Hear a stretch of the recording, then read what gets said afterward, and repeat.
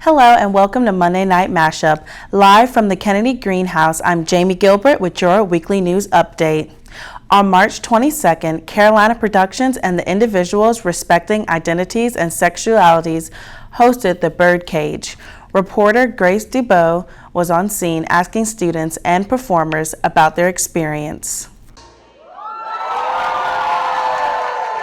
She is your Miss South Carolina bride, Riley Hunting. Hey guys, I'm SGTV reporter Grace DeBow. We're here at USC's annual event, Birdcage. It's a drag show. I'm here with student Abby. Abby, what did you think of the show? I thought it was absolutely hysterical. I completely went into this not knowing what to expect at all. There's a lot of talent up there, but I would definitely recommend it if you could try to go next year. It's really, really fun. So would you go next year if you could? Yeah, I definitely think I would. I mean, like I said, I had no idea what to expect, and I was really, really pleasantly surprised.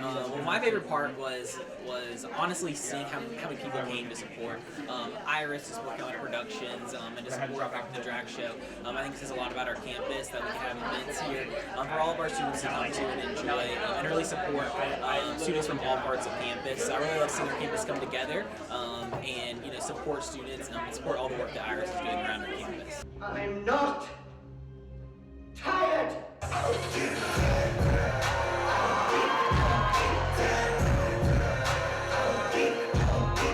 I think we live in a society that looks for what's wrong with each other before we look for what's right. And if we can spread a little positivity in this world and a little bit more love, I think we're going to come out better in the long run. My name is Delighted to be here because it's a daily reminder to live in the moment and live in the now and live your best life. And I hope that's what everybody does. And I hope that they are delighted when they see me. Underneath all of this is actually a college professor. So when the wig comes off, there's a boy hiding underneath here. And so whether I'm on stage or off, it's all about education and hopefully some entertainment. And I really want to thank Carolina Productions and Iris for putting on the show tonight. They did a great job. Well, thank you, and we thank you guys too for watching. The annual event is each year in the spring. It is always free to USC students. Last week was also Fashion Week, and I had the opportunity to go to the student showcase at 701 Whaley. Models effortlessly strut down the runway as upbeat music resonates throughout the building. This is the finale show of Fashion Week 2016 at USC. Last week, the Fashion Board held a fashion show that concluded the end to their annual Fashion Week. I thought it ran pretty smoothly, and at the end of the day, we all had a great time, and it's relieving. It had great energy. The people were fantastic. The exec team, they put on a great performance for everyone and had everything lined up for us to do, so it was great. Fashion Week doesn't happen overnight. Planning begins in the first few weeks of fall semester. Started in August, preparing for what week we wanted, what retailers.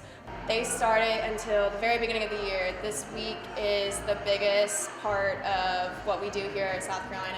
It was months and months of preparation, but the past 2 weeks were the most condensed, but we got it all together, and it was a fun time, I think.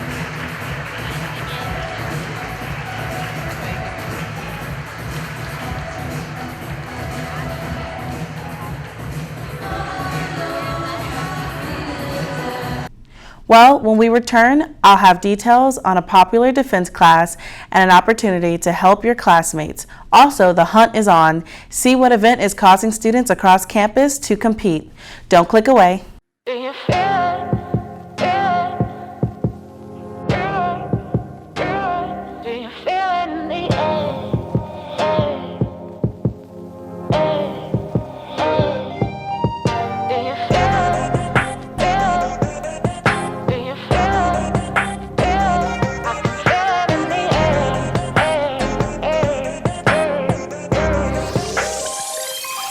Feel the vibes.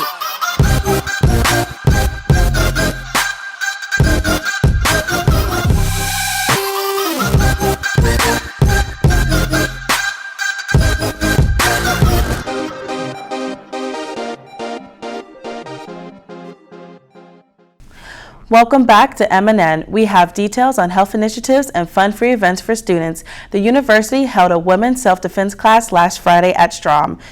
During the 4-hour-long class, the women learned multiple defense tactics they could use if they were alone and needed to protect themselves. Jessica Velders was an instructor and says this class is important because women don't fight like men. And taking a class like this helps women learn to use their strengths to win fights against men. She also says the class is a great tool to make women feel valuable and comfortable with protecting themselves and not relying on other people. After taking the class, Velders says the women have a new confidence that they didn't have when they first walked through the doors. Whenever they leave, they've got like this sense of empowerment and this, you can almost see it in their eyes whenever they leave. If you are interested in taking a women's self-defense class, the next class is April 22nd. The university is offering an online emotional wellness training from now until April 26th to promote awareness for student health. The training offers an opportunity to recognize the signs of mental illness. The program is a 30-minute interactive training called Cognitos at Risk for college students. The university hopes that by offering this course, students will be able to recognize signs of mental illness in other students and themselves. The program is being put together by the student organization Active Minds, which promotes mental health awareness, education, and advocacy here at USC. USC's biggest scavenger hunt is upon us. Today's teams register for Cocky's Quest scavenger hunt and will be searching for clues after being given pictures. Teams will be using these pictures to find the clues from now until Friday afternoon. They will receive their last clues at 8 p.m. on Friday, and results will be finalized at 11 p.m. on Friday. For more information, go to the first floor of Russell House and ask about Cocky's Quest. Well, that concludes your local news. Weather correspondent Miller Hyatt is in the Weather Center monitoring details on the spring weather changes next. Dog kick time!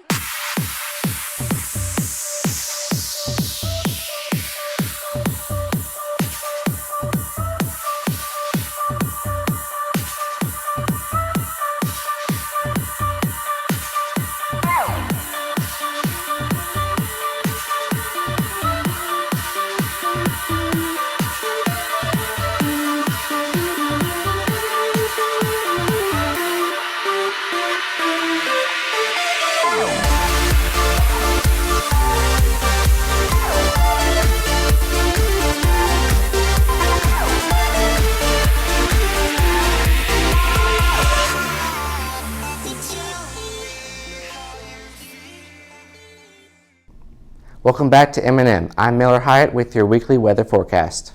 Even though today was mostly sunny, skies and warm temperatures made it a great day for students to enjoy the outdoors. The rain yesterday washed the pollen off of cars, but high pollen rates will be back before you know it. Currently, Columbia is experiencing sunny skies with temperatures in the 70s.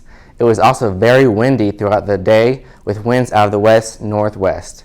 Looking at the national map, you can see a cold front along the east coast, and this front played a role in our rainy Sunday. As the cold front passes our area, dry conditions will occur as high pressures move in. Taking a look at tomorrow's map, we have a big high pressure that will dominate the eastern portion of the country, and that will allow for quiet weather. These low pressure systems in the west cause unsettled weather, and that system will create a strong storm system, possibly our area later in the week. Now here's your 5-day forecast. Temperatures will stay in the 70s during the early part of the week. By the end of the week, we have a potential severe weather setup occurring as a storm system moves into our area. Temperatures will be in the 80s, and thunderstorms appear likely both Thursday and Friday, and also winds are going to be high, so be careful when you're driving. That concludes our weather forecast for tonight. When we come back, Nic Jones will have your sports update.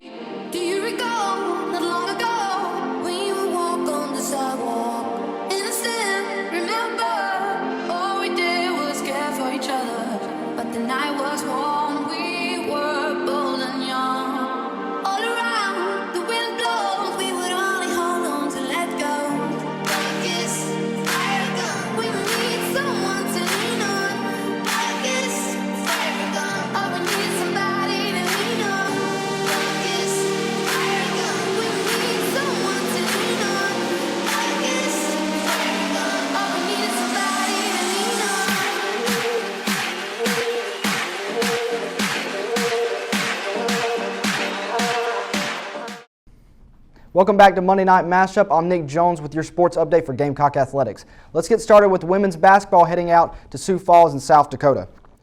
Early in the game, South Carolina did not start off on the right foot after foul trouble put players like Khadijah Sessions on the bench.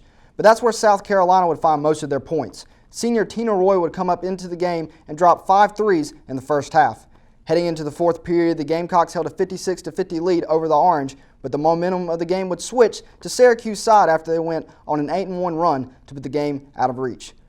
Despite 31 points off the bench and double-doubles by Asia Wilson and Elena Coates, South Carolina drops a loss to Syracuse by a final score of 80-72. Head coach Dawn Staley said it was a tough loss to take, especially for the seniors, but she wants returning players to remember this feeling heading into next year.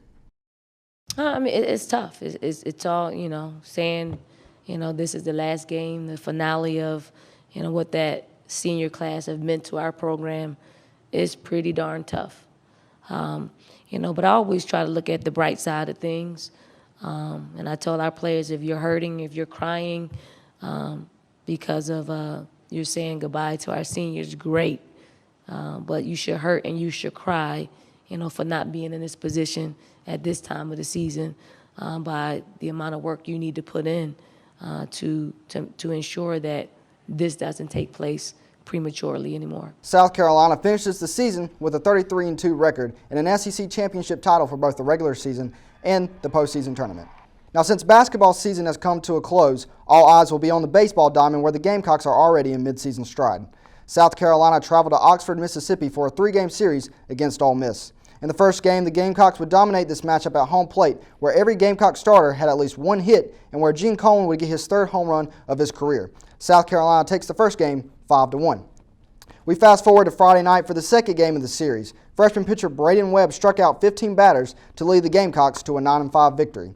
To cap off the sweep on Saturday, South Carolina would have the same old song and dance and have no problem against the Rebels. They roll over Ole Miss 4-0 to improve to a 6-0 record in SEC play. We fast forward to Friday night for the second game of the series. Freshman pitcher Braden Webb struck out 15 batters to lead the Gamecocks to a 9-5 victory. To cap off the week on Saturday, South Carolina would have the same old song and dance and have no problem against the Rebels. They roll over Ole Miss 4-0 to improve to a 6-0 record in SEC play. One batter the Gamecocks might want to keep in their lineup is Alex Destino, who extended his hit streak to 17 games. South Carolina plays at Founders Park tomorrow night at 7 against the College of Charleston on the SEC Network Plus, before going out to the road to play the highly respected Commodores of Vanderbilt this weekend. Let's head over to the beach where we find Gamecock Sand Volleyball in action. The Gamecocks beach volleyball team hosted their annual Gamecock Invitational this past weekend at Wheeler Beach. USC, Jacksonville, UAB, TCU, and Carson Newman all played in the tournament. The Gamecocks had a shutout Saturday with a 5-0 sweep against UAB with a thrilling finish by Macy Tenrick and Katie Riley winning their third set 18-16. The Gamecocks then won their second match against the Horned Frogs of TCU by a final of 4-1. On Sunday, the Gamecocks split their matches by starting out winning 5-0 against Carson Newman, but came up short of the sweep by losing 5 straight sets to Jacksonville. This was the Gamecocks' home season finale, and they'll play again in the CCSA Conference Tournament in Emerson, Georgia, starting on April 22nd. We're a little under 2 weeks away from the South Carolina spring game, and what's been on the mind of most Gamecock fans is who's going to be the leader at the quarterback position for the next couple of years. Well, that discussion has gotten a little more interesting. Jake Bentley, one of the top prospects in the nation, has committed to joining the Gamecock program. One fact people may know is that Jake is the son of USC running back coach Bobby Bentley. The top recruit started his high school career in the upstate at Burns High School, where his father made a name for himself being the head coach. The last 2 years, Bentley has played for Opelika High School in Alabama, building an impressive resume for college coaches to look at. It's expected that 6'3", 219-pound recruit will finish his senior year in the Midlands at a local high school and then enroll later at the University of South Carolina. Although it will take over a year to find out who will be catching the snaps in the backfield for the next couple of years, adding Bentley to the roster will definitely make things more interesting. Well, that's going to be it for the sports update for Gamecock Athletics. We have more Monday Night Mashup coming up next. This is Coffee on the Horseshoe. What's up, everybody? Welcome to Gamecocks at the Movies. Hi, this is Gossip on Talk the Town. Round 4, Hammered with Questions, Christmas edition. Hey guys! Welcome to the first segment of Pretty Cocky. And this is USC.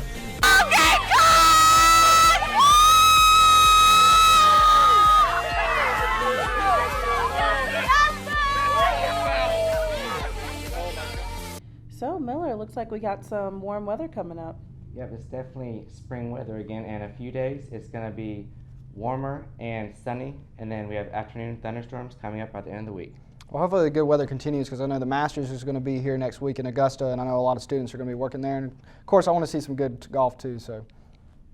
And even better, because finally spring is here, the sun is out, and maybe people can take their hammocks over to the Horseshoe and study. Yep. All right, well, thanks for watching this edition of Monday Night Mashup. Be sure to follow us on Twitter at SGTV News4, and also check out Weekend Preview every Thursday for your update on what is happening in Columbia. Have a great evening, Gamecocks. But I would definitely recommend it if you could try to go next year. It's really, really funny. So would you go next year if you could? Yeah, I definitely.